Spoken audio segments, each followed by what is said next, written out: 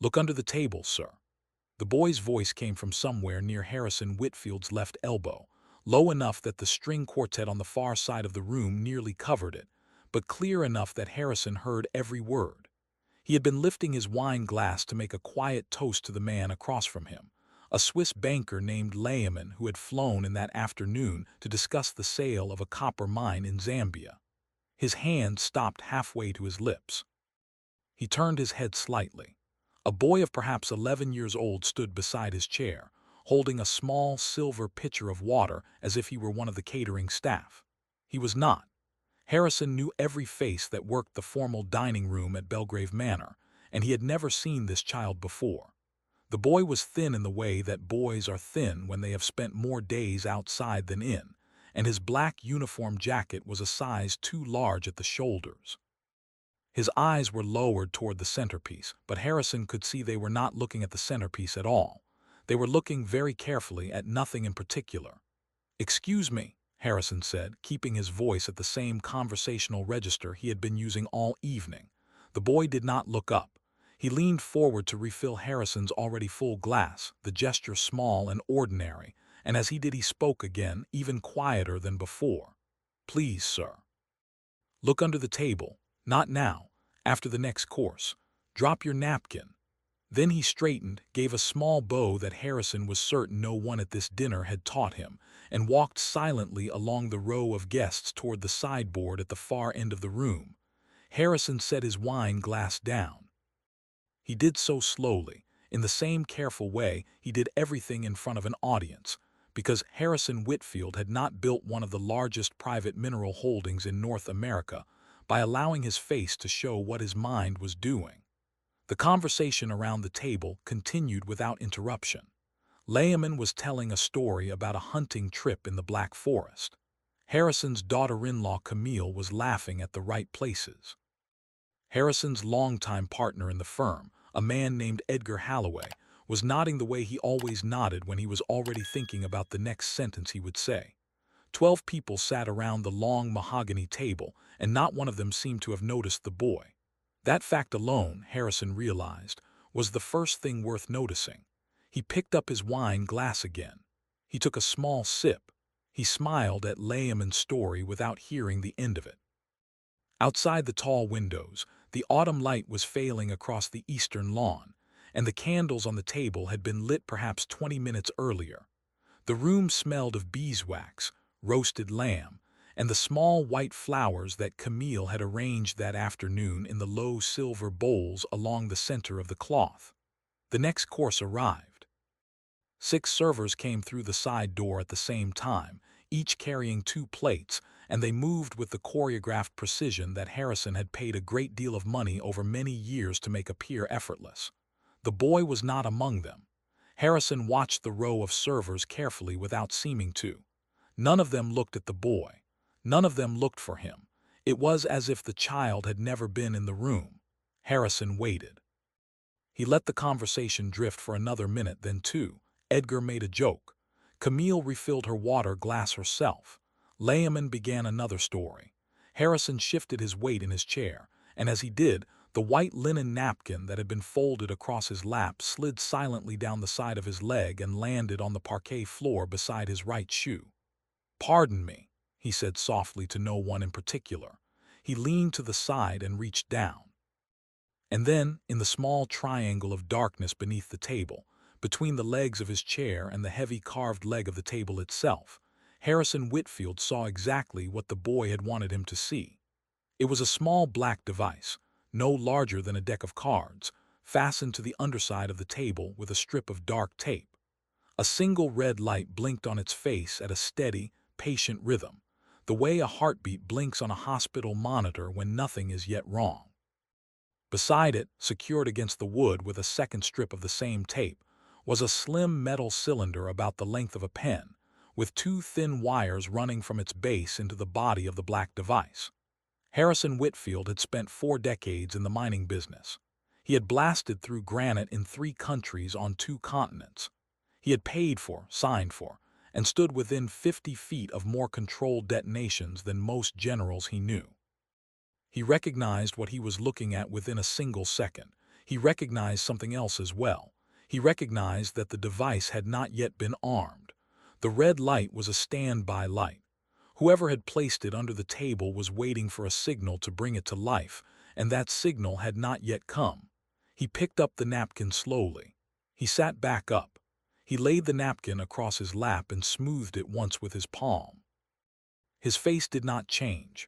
"Layman," he said, picking up his wine glass again with a steady hand, "you were telling me about the stag, the one your brother shot through the shoulder." Layman, who had not noticed anything, picked up the thread of his story without missing a beat. Harrison nodded along, smiled at the right moment, even chuckled once. Inside his chest, his heart was beating with a slow and almost mechanical force that he recognized from other moments in his life.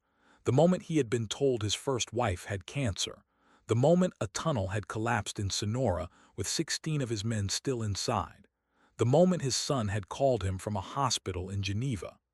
It was the heartbeat of a man whose body had understood the situation before his mind had finished cataloging it. He let his eyes move once around the table slowly, the way a host's eyes move when he is admiring his own dinner party. 12 guests, 3 of them were business.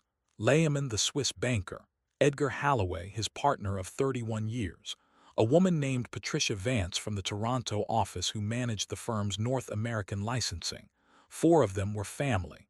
His son Daniel and Daniel's wife Camille. His sister Margaret, visiting from Vancouver. His nephew Thomas, who had recently joined the firm in a junior capacity. 3 were old friends. The Donovans, who had known Harrison since university, and a retired federal judge named Whitman who lived 2 estates over. The remaining 2 were Camille's parents, in from Boston for the weekend. 12 people. One of them, Harrison understood with a calm that was almost frightening, had either placed the device themselves or knew it was there. Because the boy had said, "Look under the table," not "leave the room," not "evacuate." The boy had wanted him to see it. The boy had wanted him to know it was there before whoever planned to arm it had the chance. The boy had wanted him to look at the faces around the table while he still had time to read them. Harrison turned his head slowly, casually, toward the sideboard at the far end of the room. The boy was there. He was standing in the small alcove where the catering staff usually waited between courses, pretending to polish a silver tray with a folded cloth. His head was bowed, but Harrison saw that the boy's eyes, when they lifted for the briefest second, came directly to his. The boy gave the smallest possible nod. Then he looked back down at the tray. "Harrison," said Camille from across the table, "are you all right? You looked, for a moment, as though you were 1,000 miles away." Harrison turned back. He smiled at his daughter-in-law, the small private smile he reserved for her, the smile that had welcomed her into the family on the day she had first sat at this table 8 years earlier. "I was thinking about copper prices," he said. "Forgive me, the curse of an old man with too much on his mind." Layman laughed. Edgar laughed with him. Camille shook her head and reached for her water. Harrison Whitfield picked up his fork. He cut into the lamb with the steady hand of a man who had cut into 1,000 pieces of lamb in this very dining room. He lifted the bite to his mouth. He chewed. He swallowed. He nodded approvingly at Camille, who had selected the menu that afternoon, and Camille smiled back the way she always did when she was pleased that he had noticed. But beneath the napkin, beneath the table, beneath the polite scrape of silver against porcelain, Harrison's mind was working with a quiet and terrible clarity. The device under the table was not yet armed. That meant someone was waiting. Waiting for what? Waiting for whom? A signal from inside the room or a signal from outside it? A phone call, a knock at the door, a particular word spoken by a particular voice across the polite drift of dinner conversation. Harrison did not know. But he understood, the way he understood the weight of an ore sample by simply holding it in his palm, that whatever the trigger was, it had not yet been pulled. And that meant he had a window, a small one, perhaps minutes, perhaps less. He let his eyes drift once more around the table, this time more slowly, the way a man's eyes drift when he is listening to a long story and his attention has begun to wander. He looked at each face. He looked at hands. He looked at where the wine glasses sat. He looked at who was glancing at the door and who was glancing at their phone and who was glancing at no one at all. Edgar Halloway was talking to Patricia Vance about the third quarter projections. His hands were on the table, one resting near his wine glass, the other holding his fork. His phone, Harrison noted, was not visible. Edgar always kept his phone in his jacket pocket, even at dinner. Harrison had teased him about it for 31 years. Patricia Vance had her phone face down beside her plate. She had glanced at it twice in the last 5 minutes. Harrison had counted. Daniel, his son, was leaning toward Margaret, laughing at something she had said. His phone was on the sideboard along with everyone else's, where Camille had insisted they all be placed at the beginning of the meal. Camille had a rule about phones at dinner. She had enforced it tonight as she enforced it every night. Thomas, his nephew, was sitting very still. He was eating, but he was eating in the slow and careful way that a person eats when they are not actually tasting their food. His eyes were on his plate. He had not laughed at any of Leamon's stories. He had not spoken to anyone in nearly 20 minutes. Harrison felt something settle in his chest. Not certainty. Not yet. But a small, cold pebble of attention dropping into a pool that had until that moment been still. Thomas was 28 years old. He was the son of Harrison's late brother, who had died of a heart attack in a hotel in Singapore 11 years ago.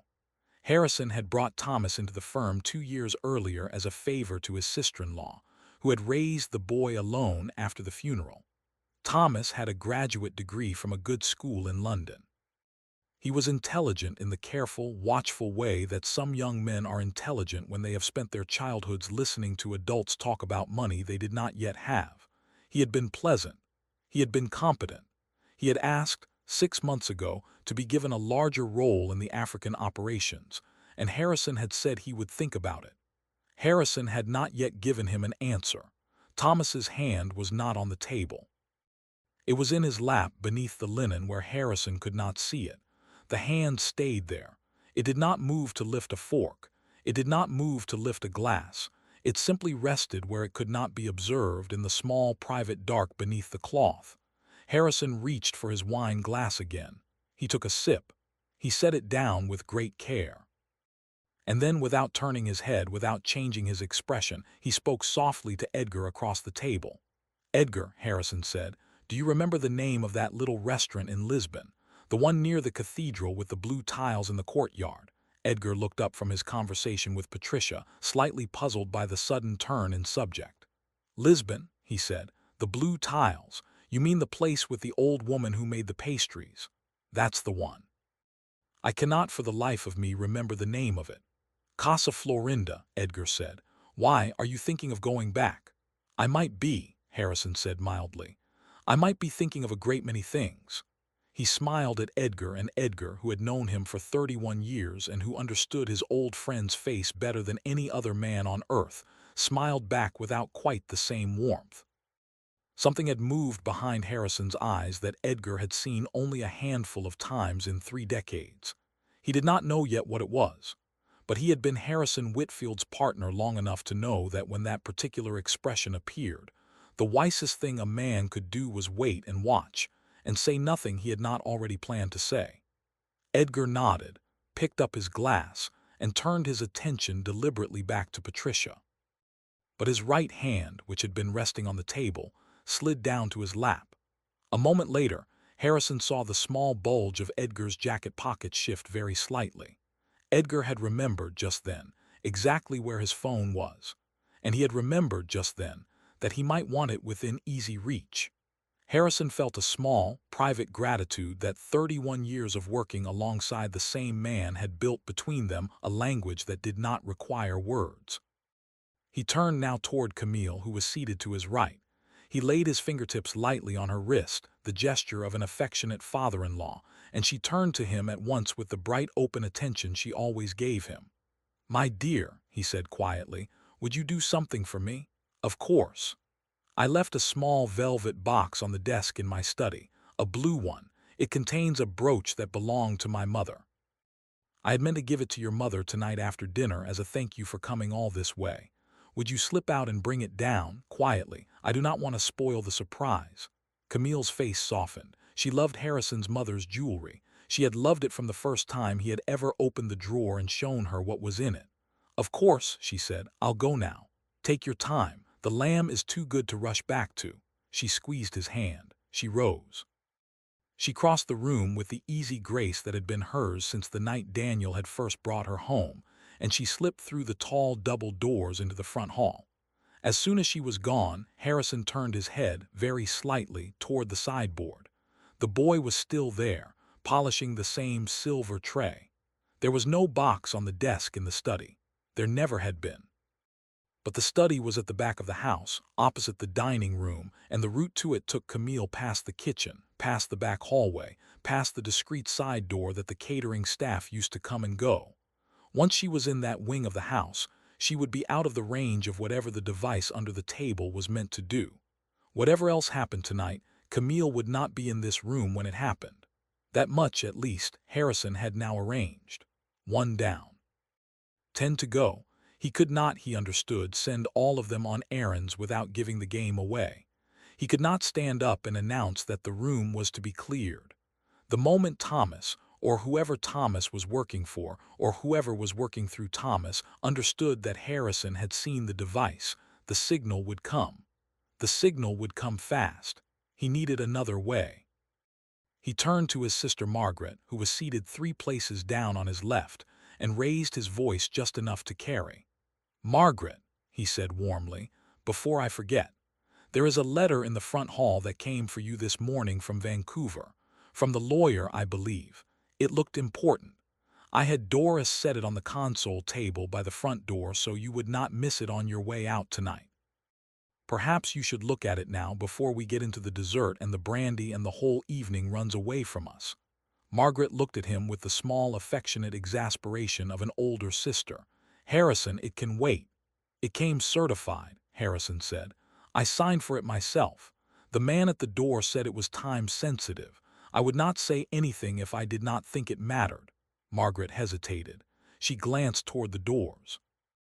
Then she set down her fork. "Very well," she said. "I will just have a quick look, save my place." She rose. She walked out of the dining room toward the front hall, leaving her wine glass half full and her plate half eaten. There was no letter on the console table. Harrison had never received any such letter. But the front hall was on the far side of the house from the dining room, and the front hall had heavy double doors that could be closed, and Doris, the household manager, was always somewhere near the front of the house at this hour of the evening. Margaret would find Doris. Margaret would ask Doris about the letter. Doris would be confused. The conversation would take time. Margaret would not be in this room. 2 down. Harrison reached for his wine again. He took a sip he did not taste.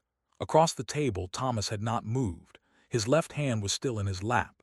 His right hand was now resting on the stem of his water glass, but he was not drinking from it. He was holding it. His knuckles, Harrison observed, were slightly pale. Harrison thought very calmly, very precisely, he is waiting for something. He is not the one who will send the signal. He is the one who is waiting to receive it. That changed things. If Thomas was not the trigger, then the trigger was elsewhere, possibly outside the room, possibly outside the house, possibly outside the property. A phone call, a text, a timer, something that would arrive without warning and that Thomas had been told to wait for and that Thomas had been told to do something in response to. Do what exactly? Harrison did not know, but he could guess. Thomas's hand was in his lap. Thomas's hand was almost certainly resting on a phone. A phone set to silent. A phone whose screen would light up the moment the signal came. And then Thomas would do one of 2 things. He would either send a return signal, confirming that the room was as it should be, or he would press something on his own phone, and the red light under the table would stop being a standby light and would become something else. Harrison set down his wine glass. He needed to know what was on Thomas's phone. He needed to know without alerting Thomas. And he needed to remove Thomas from this table before whatever was about to happen happened.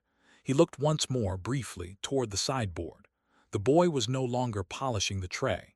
The boy was standing very still, his hands folded in front of him, his eyes lifted now, watching Harrison directly across the length of the long room. Harrison met his gaze for the briefest moment. He gave, with the smallest movement of his head, an almost imperceptible nod. The boy understood. The boy left the alcove. He walked along the side of the room behind the chairs in the unhurried way that a well-trained server walks when he is on an ordinary errand. He carried a small silver pitcher of water. He stopped behind Thomas's chair. He leaned forward to refill Thomas's already nearly full glass, and as he leaned, his elbow caught the back of Thomas's chair. The pitcher tipped. A small, cold cascade of ice water poured directly into Thomas's lap. Thomas leapt up with a sharp, involuntary cry. His chair scraped backward across the parquet with a sound that cut through every conversation at the table. Water was running down the front of his trousers, soaking through the gray wool, pooling on the seat of the chair behind him. He cursed, caught himself, looked around at the suddenly silent table and turned red. "I am so sorry, sir," the boy said immediately, his voice small and stricken in the way that only the voice of a frightened child can be. "I am so sorry. The pitcher slipped. I am so sorry." "It is fine," Thomas said tightly. "It is fine, it is fine."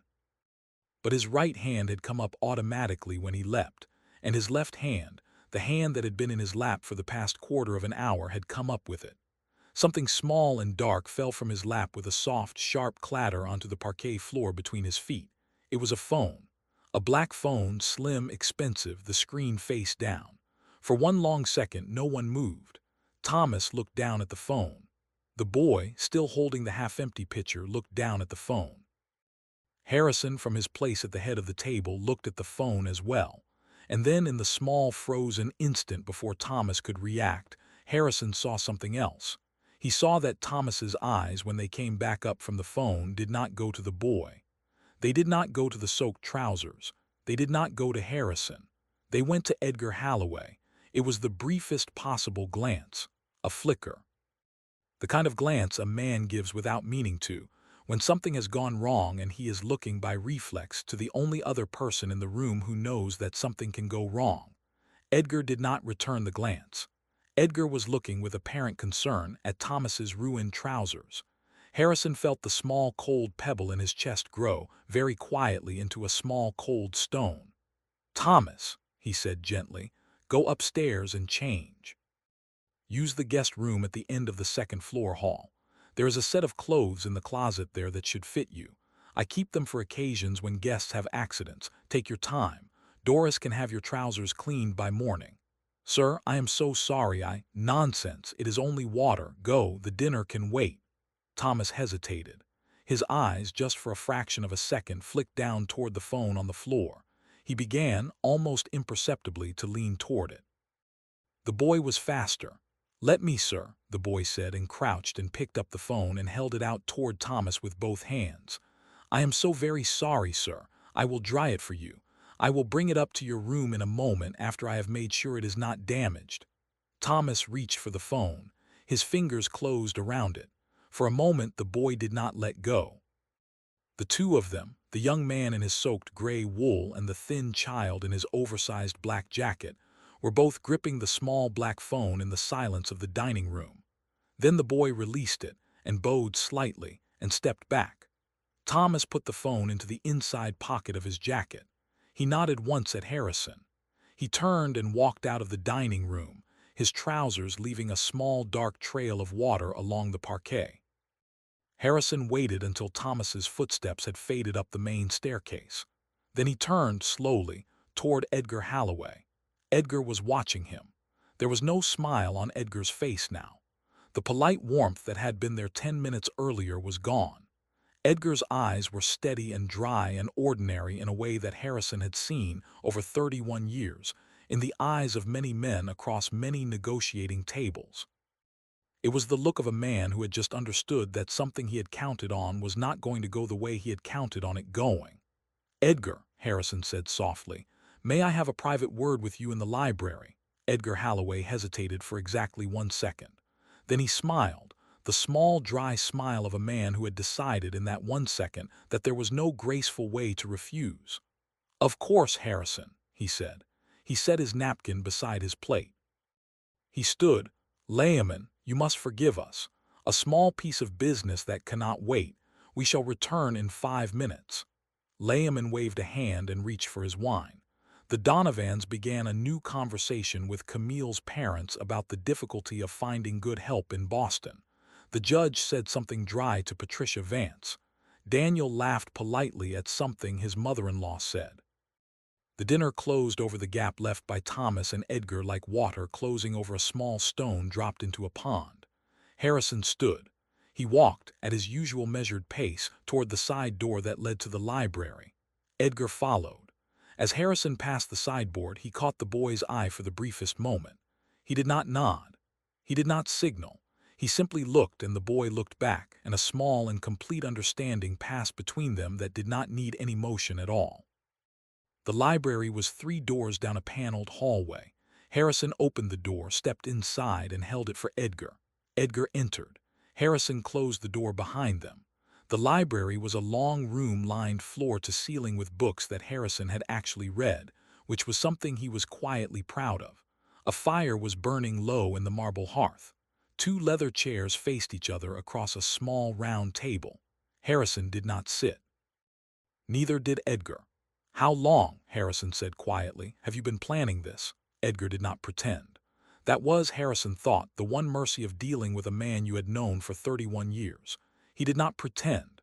He looked across the small round table at Harrison, and his face was tired and old and almost relieved, the face of a man who had been carrying something heavy for a long time and was, in a strange way, glad to set it down. 18 months, Edgar said. Harrison absorbed this. Why? You were going to sell to Layman, Edgar said. You were going to sell Zambia. You were going to take the money and walk away and leave the rest of us to manage what was left, and what was left would not have been worth managing. You know that as well as I do. The Zambian operation is the only thing keeping the rest of the firm solvent for the next decade. Without it, the African portfolio collapses, the Toronto office collapses, half the men in the field offices lose their pensions, and I lose everything I built alongside you because I am 2 years from retirement, Harrison, and my stake in this firm is the only stake I have. You could have come to me. I did come to you, 4 times. You did not listen. You wanted out. You said you were tired. I am tired. Yes, Edgar said. And I am 68 and my wife is sick and I have 2 grandchildren in school and I could not afford to be tired. Harrison looked at him for a long time. He looked at the man who had stood beside him at his first wife's funeral. He looked at the man who had flown to Sonora at 3 in the morning when the tunnel had collapsed. He looked at the man who had once, in 1997, lent him $500,000 in cash from his own personal accounts to bridge a payroll that had nearly failed.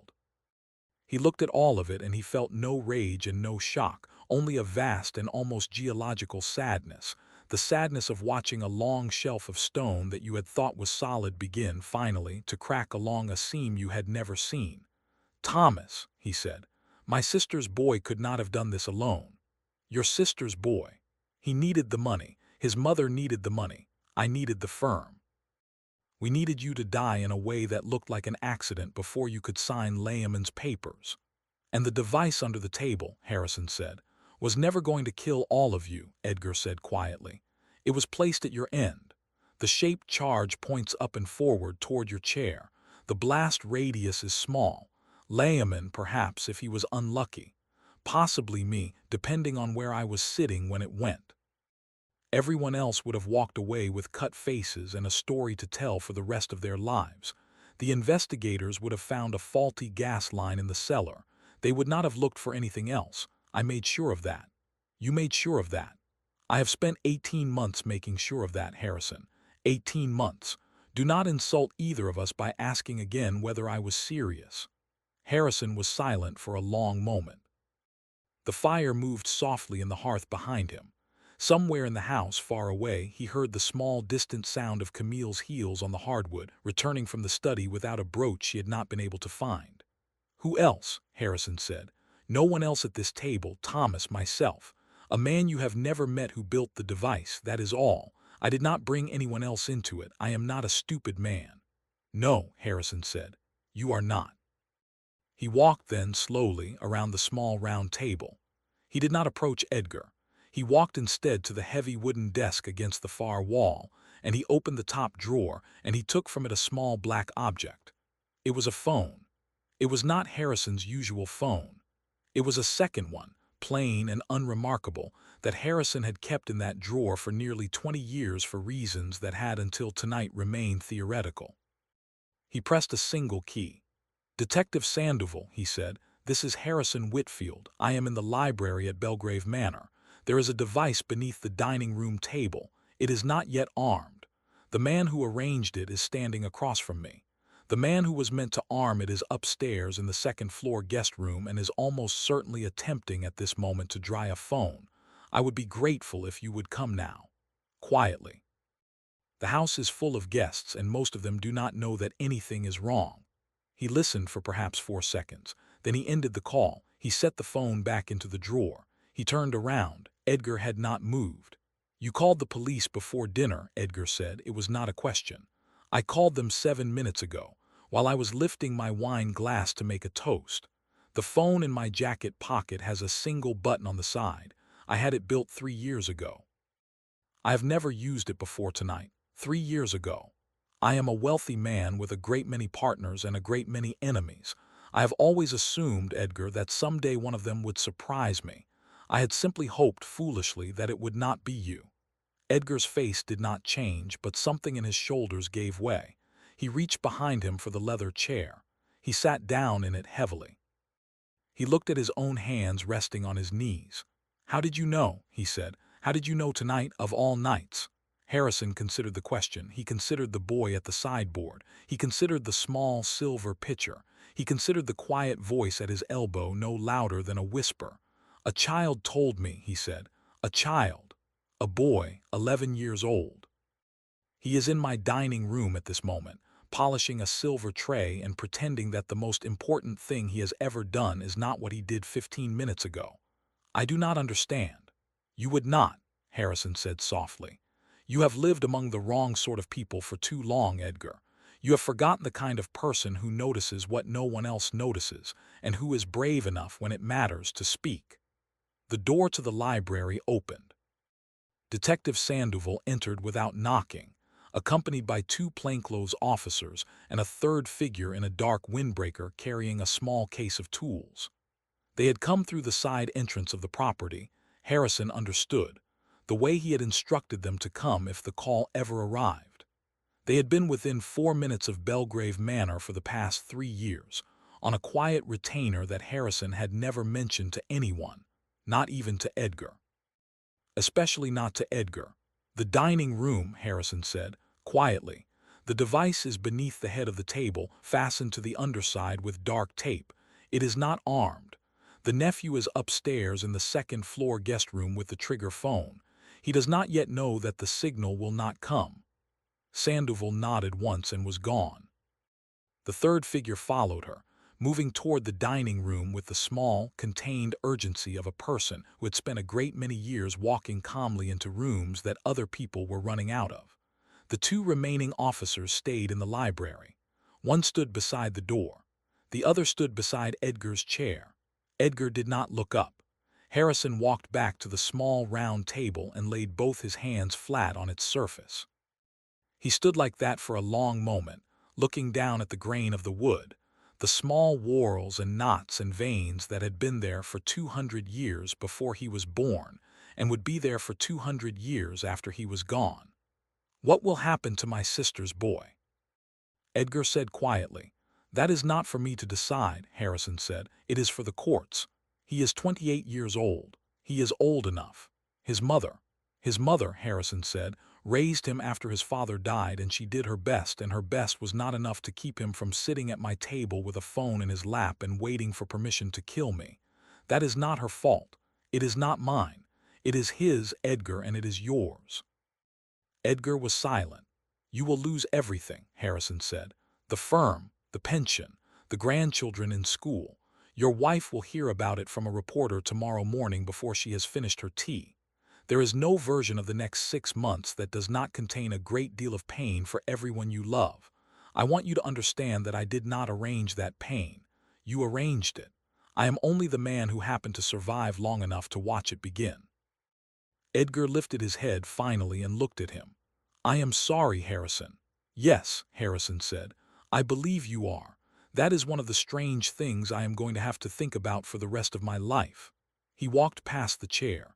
He walked past the officer beside the door. He walked out of the library and down the paneled hallway and back into the dining room. The guests were no longer at the table.